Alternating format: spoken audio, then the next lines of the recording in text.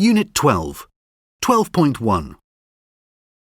It's possible to identify differences in approach with regard to advertising around the world simply because of the diverse consumer profiles.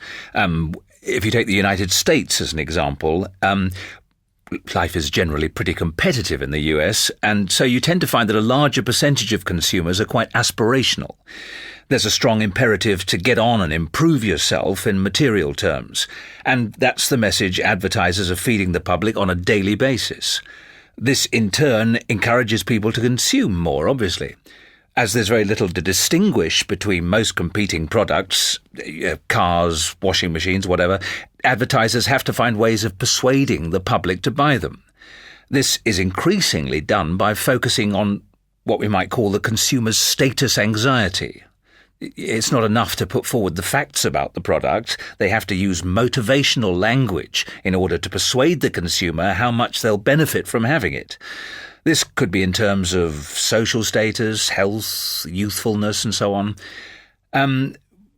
For many people, it's become really important to be able to keep up with their neighbours in terms of what they have, what they own and are seen to own, whether it's a car, the latest kitchen gadget, whatever.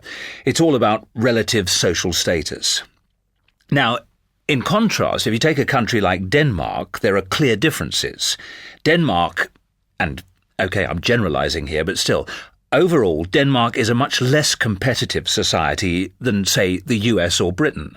There's more emphasis on cooperation, on social relationships, and the gap between rich and poor is far smaller.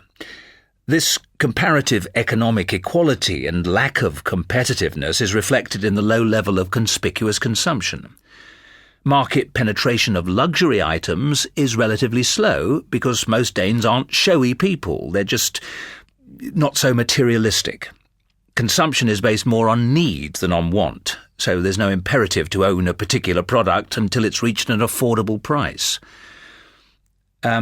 And then at the other end of the spectrum are the relatively new consumer economies like Russia and China. And here, the whole concept of advertising and persuasion is completely different, because most high-end consumer products are relatively new to them.